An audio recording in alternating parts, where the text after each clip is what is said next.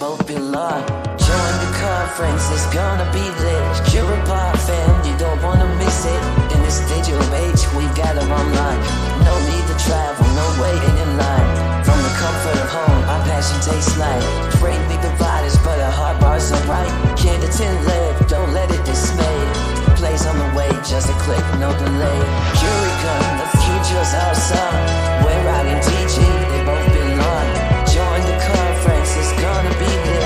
Curipod fam, you don't wanna miss it. So spread the word, let the excitement unfold. Curicon's the place for teachers, it's all one. In the environment, right together, we'll find. Our Curicon, let make the future come alive.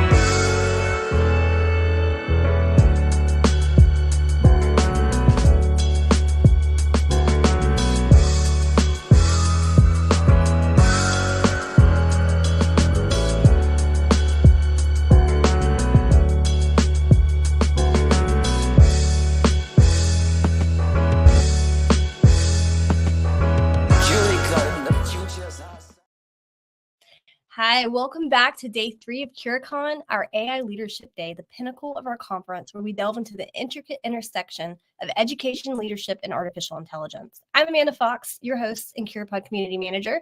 In this session, we have 2 remarkable educators, Dr. McGee and Amy Pezzoni, joining us to shed light on an essential topic, teachers in the loop. In a world where artificial intelligence is not just a buzzword, but a reality shaping the future of education, it's crucial that we understand the significance of teacher input. AI is not merely a shiny object. It's a permanent fixture in our educational landscape. The question then becomes, how can our leaders embrace this technology while ensuring teachers are active participants in this integration? So without further ado, I'm going to bring them up. They're here to provide practical ideas on how to ensure teachers are not only included, but integral to the planning and implementation process. Hi, Amy. Hi, Dr. McGee. Hello, how are you? Thanks I'm doing well. How are you? If you'll tell the viewers a little bit about yourself. Dr. McGee, we just had you on our wonderful leadership panel, and you had some remarkable insights, and I can't wait to hear more of what you have to say about teachers in the loop. And Amy, thank you for joining us as well.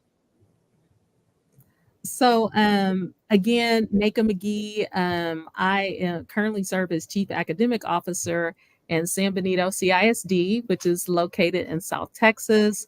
I just recently completed my dissertation on AI in education and its impact on educational ecosystems. So excited about that. And one of the things that, through my research and just in general, is the importance of keeping teachers in the loop during this age of AI. And so that's a project I've been working on, and I've been so happy to link with Amy, and I will turn it over to her. Hi, my name is Amy Pezzoni. I'm in Modesto, California, teaching computer science all day, every day. I'm a computer engineer who became a teacher to make sure I could bring computer science to the students of the Valley. And this is my 10th year and teaching and my 5th year doing computer science, and started at a new district in order to do what I'm doing. And we now have 16 classes. We have 50 kids in internships. We have all kinds of stuff rocking and rolling. One of the classes that I teach is artificial intelligence. I was teaching it before ChatGPT. It was cool. And so now, of course, interest is exploding. And I am a teacher in the loop, thanks to Dr. McGee and other people like her that are working to make sure that they are keeping teachers engaged. So I can give kind of that teacher lens and that teacher perspective of how companies have failed or not or succeeded in keeping me in the loop. And also, I want to learn from you. Everybody in this audience is just as qualified as I am to be up here on this stage talking, and we want to know what you guys are thinking as well. Awesome. So as the presentation goes on, drop your comments and feedback in the chat. I'll be floating those up there on the screen for you to see. And I'm just going to go ahead and queue up your presentation. I'm going to drop backstage. If you need to switch tabs, just let me know, and I'll get you all queued up. All right. And I'll keep an eye on chat as well. Thank you so much. So yes, teachers in the loop and empowering teachers in the age of AI. As you know, we did introduce ourselves. I'm excited to be joined with just such an esteemed colleague, just someone who's really passionate about educators and education. And so, but just to start off, we, as a part of Curicon, want to engage you in Curipod. And so, one of the first questions we always ask is, what is the first word or phrase that comes to mind when you hear the term artificial intelligence? And so, with that in mind, you can either drop it in the chat for the Google chat, but if you want to, if you have not experienced Curipod and you want to see a little bit of what it's like, feel free to go to Live. We can drop that link in the chat, and then you can enter your pin and you can kind of see what they say to do the magic, right? Of Curipod. So we're excited to see that as well. So right now, like I said, what is the first word or phrase that comes to mind when you think about AI in education? And so what happens is I'm going to go ahead and present and start. I see a couple people on.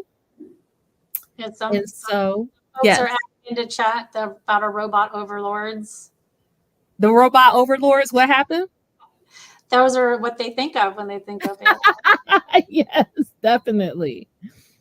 And so I'm going to go ahead and start. If you want to enter in your, oops, it went to the next question, but hopefully, I think I did something wrong. Yeah, it turns out a bane of teachers everywhere. I just tried to join the chat and it's blocked. Oh no. I can read out what's going on in the chat or let you know what's going on in the chat, but I can't actually.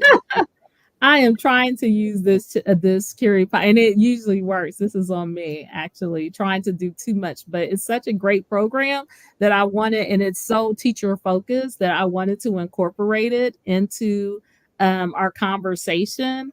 But I think I did not. I asked it I put the wrong input in. So I'm going to save the responses to that for a second. And I'm going to ask that go ahead and drop in the chat if you're on Google, or if you could put like what's the first word that comes to mind, and I'll tell you what's the first word generally that comes to mind when I do this Curipod exercise. So if you want to do that, and then we'll return to the question because I put the wrong question in. And so we hear in control. Y Gonzalez, robots, right? So yes, in a previous, the previous presenter gave just such an excellent kind of overview, and he talked about like Jurassic Park and talked about Terminator and those different things that have kind of set the tone of like why we think about AI the way we think about it. And so fear comes out a lot, but I'm going to tell you a story about AI and when it comes to teachers and why teachers are so important. And it comes through the story of three things. The first picture you see are my parents, and my parents are both mathematicians. And, when you think about what generative AI, it's just math. And at a more basic level, it is probability. So it's just saying this word is going to come after this word, is going to come after this word based on a bunch of complex algorithms. But at its heart, it is mathematics. And for me, what not only a love of math, but I also was a love of computers. So what you see at the top there is my first computer with one of the original DOS floppy disks. And they consider this computer to be portable way back in the day. And so, just infusing me and helping and supporting my love of computers. Back then, you had to know how to use BASIC to even run a computer. So it was exciting. And the last part about the importance of teachers. So having teachers and educators in my life that supported me. And then the last picture you see is a picture that has Louisiana, where I went to college. Right next to Louisiana is Mississippi, where my dad grew up. And one day he took me as a college student to see his math teacher, who helped him and instilled a love of math for him. And who would have known that years later, as a second career, that I would end up teaching mathematics? So what does this mean in terms of the importance, and when we think about the importance of teachers, and now we're getting into this age of AI? Basically, teachers are the original influencers. One teacher, and her name was Mrs. McCowan, I'll never forget her, impacted my father, who impacted me and countless other students. And so when we think about the influence that teachers have, and we consider that when we think of AI and what it means. So you heard and you saw that robots, right? But when we think of the pure definition of teacher, I just did a quick Google search and you see someone, you see person. And really what I think of that is that there is a tangible essence to teaching that is too powerful to ignore and too impossible to erase. Teaching is something we have to feel it, we have to touch it, we have to see it. And although AI is do a lot of great things, I just don't see a world personally where we don't have teachers in the loop as a part of the process. And with that, I really do feel like we cannot afford to leave teachers on the sidelines during the development and deployment of AI in classroom learning environments. If that does happen, again, I feel like it will become the dusty binder on the shelf because teachers are going to feel like we got too much stuff going on. AI is already here, as you know. It's been around since the 1960s. And how is it transforming? So again, going back to that original question, we also hear robots, but we hear a lot of fear. And with that, I created Chris model, how AI is already transforming, K-12 education and higher education, if that is your place where you serve. And what it talks about is challenging conventions. We're thinking about generative AI, tools, robots. And so a question I ask teachers is like, what AI, how many of you use AI in your classrooms? And invariably, not a lot of hands would go up. We're still learning. Chat GPT's banned, whatever the question. And the first question I ask now is like, how many of you use Canva? And the hands go, oh, I use Canva. Okay, you're using AI, right? I put out my phone. How many of you use your phone today? And so as AI becomes more familiar, it alleviates some of that fear and can make teachers more receptive to what we're doing. So the Chris model has been essential to the work we've been doing to help teachers gain familiarity because AI is already here. It's something they've been using for years, just in a different way. And so now I want to transition and Amy, just, bring you into this essential conversation because as a part, and I'm just going to stop sharing really quickly because there's a question I think it'll be good to kind of ask and as we're bringing you into the fold. And that is, hold on, it is, let me bring this up real quick. And I would love for others, I'm sorry. I was just going to say, I can let the chat know they're not alone. My students, overwhelmingly, robots is the first thing they think of as well. That's one of the first things we talk about in my AI class. Oh, yeah, definitely. I just, in your practice, and you've already been teaching AI even before ChatGPT, as you mentioned. What do you think? And feel free in the chat to respond to this question as well. What barriers currently exist between teachers and AI integration? Yeah, so one of the biggest one is a fear from the district. Some districts are allowing it. Our district is, they're in discussions about an AI policy.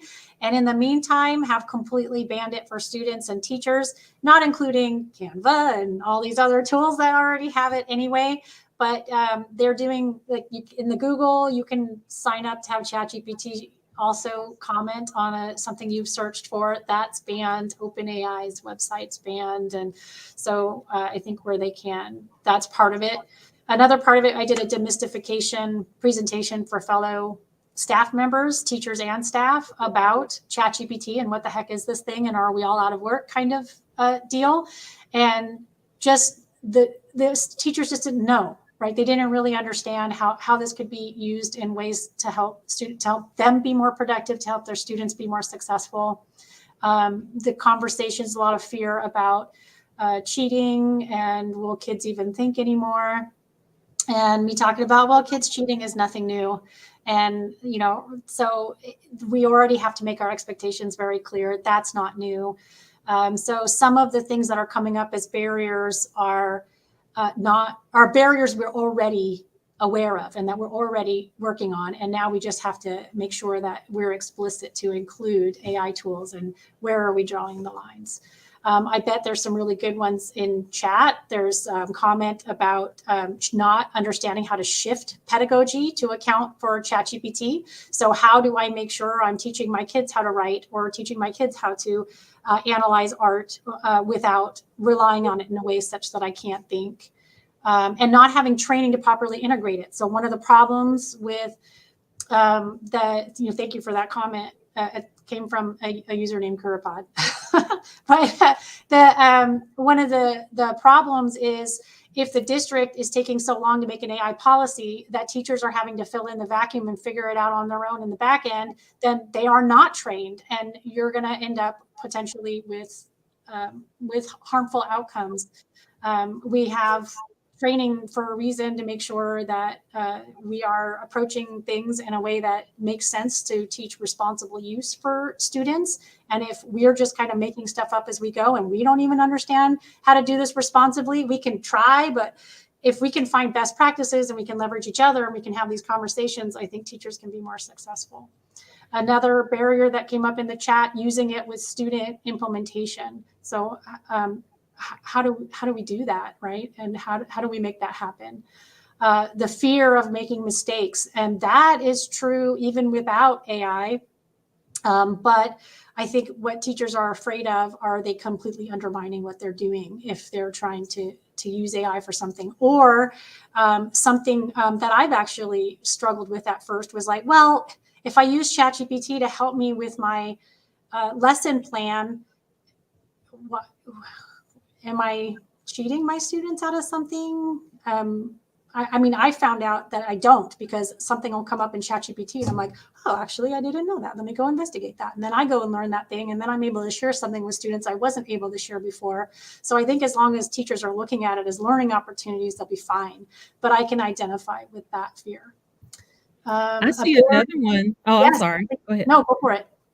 Well, I saw in about teachers being ready to learn, but being hindered from the top down, meaning maybe feeling like the district, the district is causing issues. And so I think you touched on a little bit with policy, but as a teacher, are you experiencing like the waiting, the feeling like maybe there's something the district leaders could be doing to help remove barriers?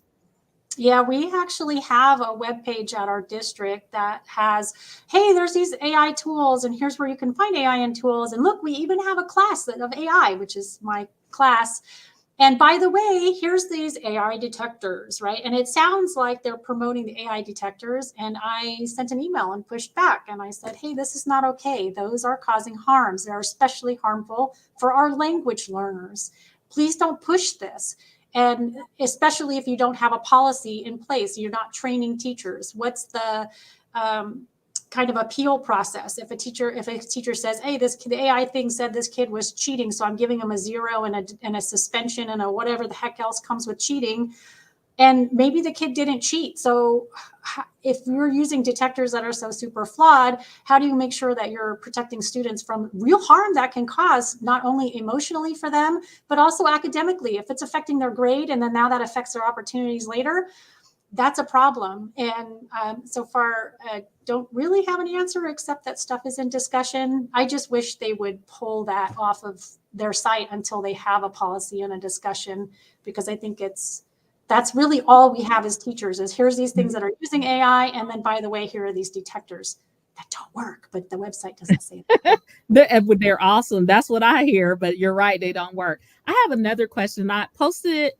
in the chat, but I also want to, and again, just to engage and please answer, but what skills and knowledge do you think teachers need to feel confident in using AI in the classroom? Because, again, if I don't know how to use it, do I want to introduce it to my students? Do I want to have them, integrate lessons, integrate AI into their lessons? What do you think? I'm interested to hear what people in the chat think, but putting what I would tell that teacher is you can't just ignore it, because students are using it, and maybe not all of them, but some in English. Some students are using it, and they are using it and not necessarily in responsible ways. They're just kind of making it up as they go along. So it's really important for teachers to set those expectations. If the expectation is, here's an assignment and I do not want you using AI at all, then the students are making an intentional decision to cheat.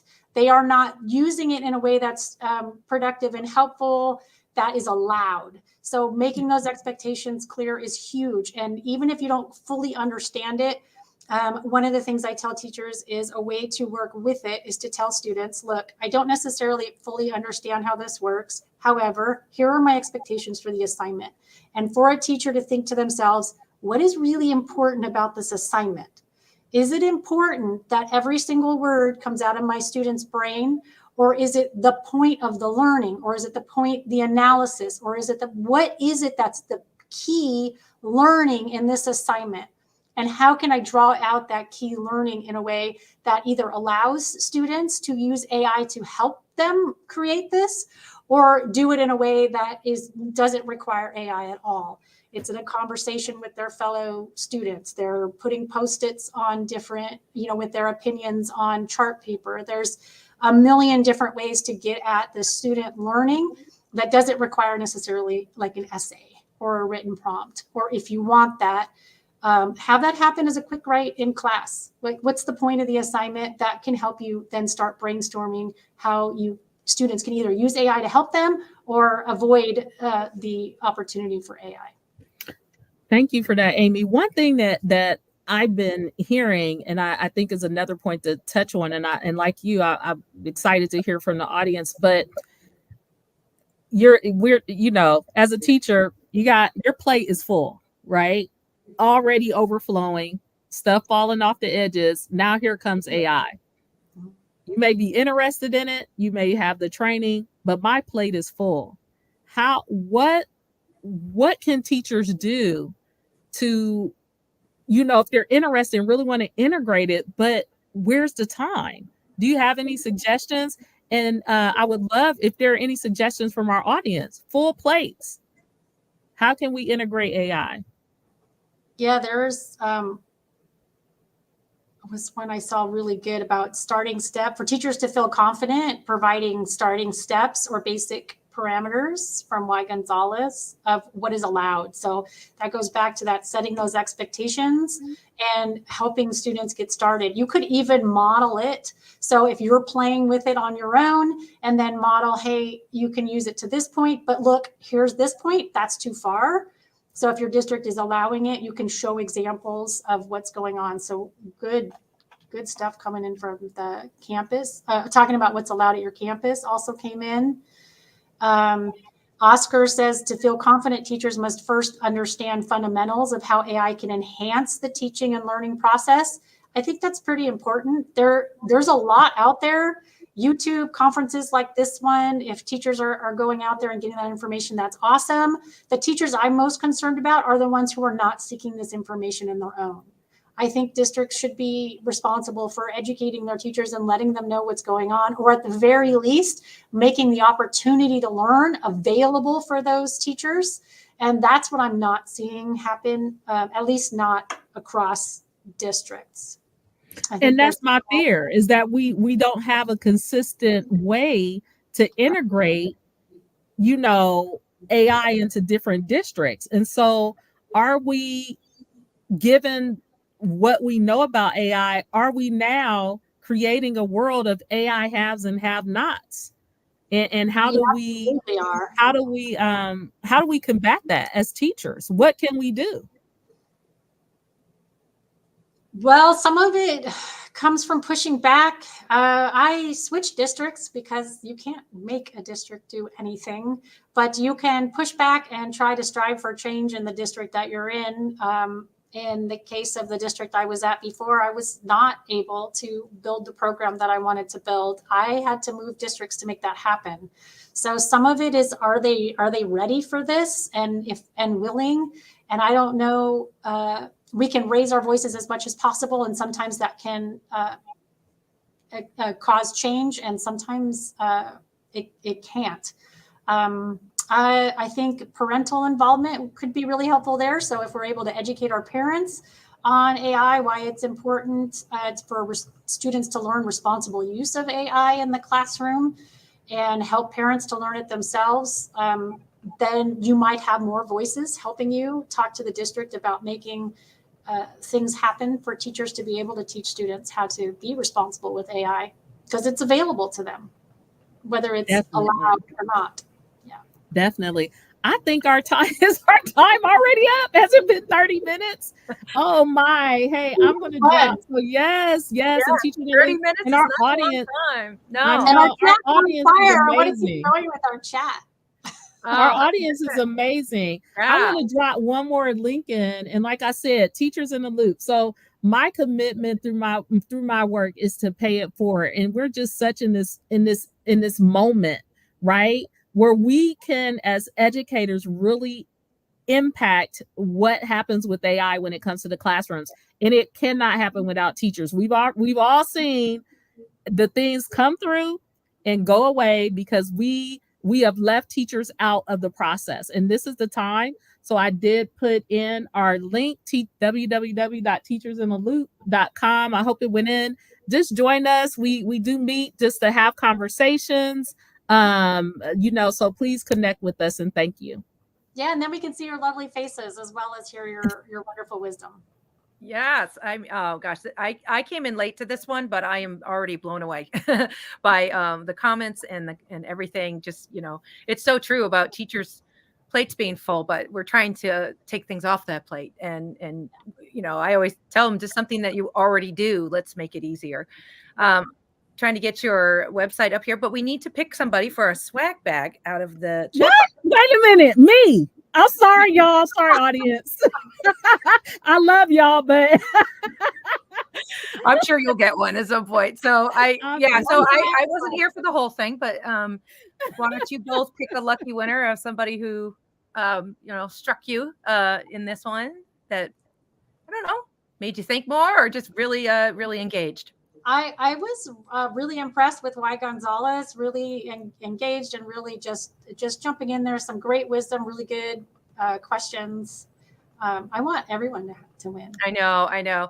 Well, Y. Gonzalez, congratulations. You're a winner. And you just email Amanda@curipod.com. And what is looking that for the link for Teachers in the Loop? I tried to put it in the chat, but it didn't come up. Is there something I'm doing incorrectly? I don't know, but sometimes they'll screen loop.com. I don't know if this will be linked, but it is definitely the right words. So that's a really cool website. I love that. But yeah, we'll make sure that people get that. And I want to thank you, ladies, for being here. This is so enlightening and riveting. I actually took this picture tonight, right before I came on to help Amanda. It was a Curipod sunset, so it was meant to be. It was nice. And hey, before we step off, again, I'm wearing pink. I know we had the orange, but it is Breast Cancer Awareness Month. I have 2 family members right now who are currently battling breast cancer. So, this is the time. Get your mammograms, do your self-test. Men also get breast cancer. So please, check yourselves, make sure. But I do have my orange pumpkin, so we'll go from there. Thank you so much. Exactly. Does Dr. McGee get to pick a winner? What's that? Does Dr. McGee get to pick a winner? We got Dr. Waddell in the chat. Congratulations. Well, hey, you know what? The teacher in the loop. The teacher in you worked it out for us, Amy. Teacher in the Loop is we'll give it to you. Thank you. We'll do our next meeting and then you're all winners, right? Because exactly. Winner. Yes, exactly. Well, we'll see you all in the next session, and very exciting stuff. My head is already filled up with awesomeness and from all of this. So thank you, and we will see you in the next one. And thank you so much, ladies. Bye. Thanks, everybody. Bye. Bye. Curicon, the future's awesome. We're riding teaching, they both belong. Join the conference, it's gonna be lit. Curipod fam, you don't wanna miss it. So spread the word, let the assignment unfold. Curicon's the place for teachers, it's all one. In the environment, right together we'll find. Our Curicon, let make the future come alive.